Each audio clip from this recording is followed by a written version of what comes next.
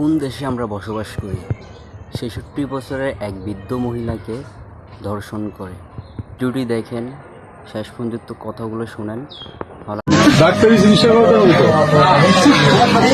আমি বুড়ো মানুষ বাবা, দেখো দেখো বাবা, আমি বুড়ো মানুষ।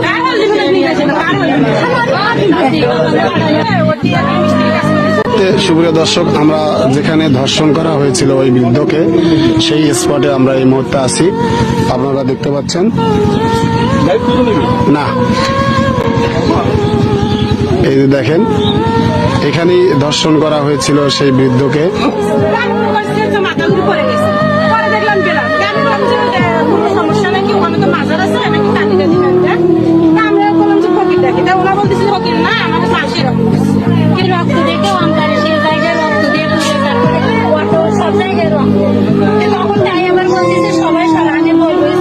চিনছেন? আপনি চিনছেন?